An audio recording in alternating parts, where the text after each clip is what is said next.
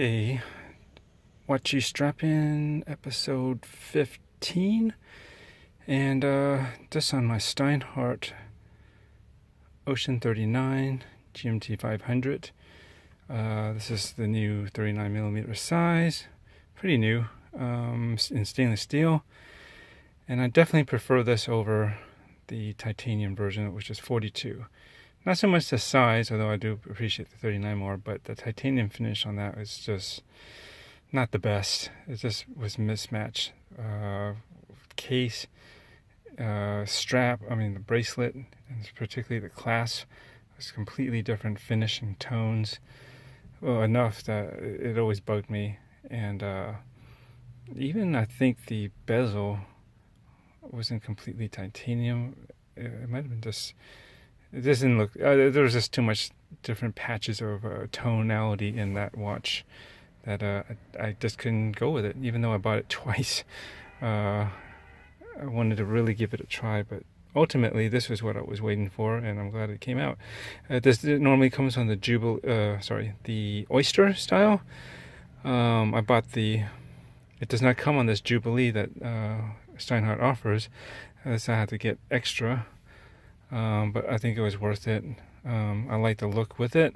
It looks good with the Oyster, but with the Oyster, you see right in here, where I'm holding this with my other hand, but where the center link, if you can imagine, would meet up into the lug end here, the fitted lug end, there's that first, see that gap there? It's dead center, you can't miss it. Well, it doesn't show up as much on here. It just all matches. But when you have the Oyster bracelet, and I'll show this one of these days when I do a review on this watch, I'll show both of them. That gap is definitely more noticeable. It just stands out because it just doesn't have that small center link like this one does to break it up. So you have like a bit of a gap there.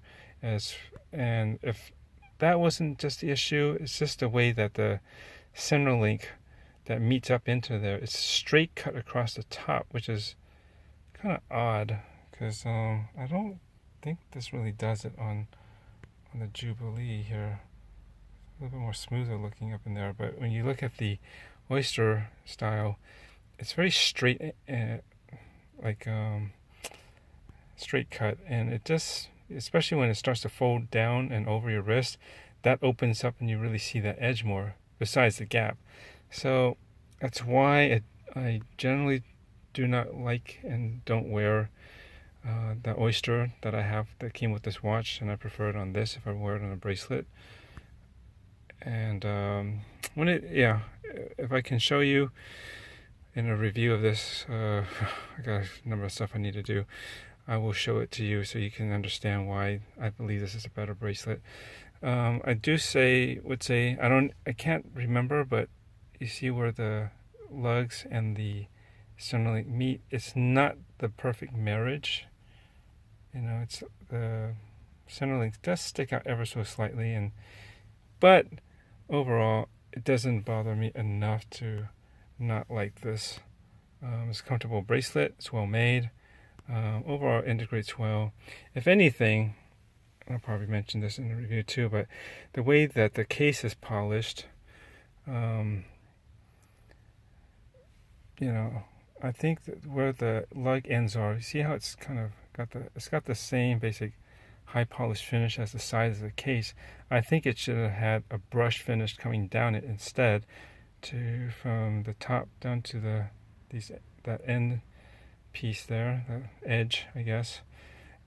It would also have matched the brush direction of the bracelet links as well.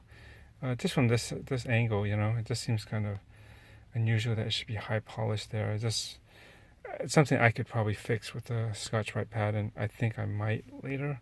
But overall, that's basically it. This is basically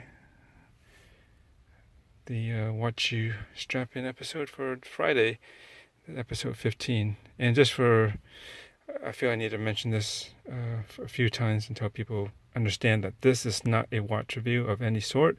It is just simply basically my wristwatch check and what I choose to strap my watch to of the day as an option, and just so people can see what it looks like that are curious. That's pretty much it.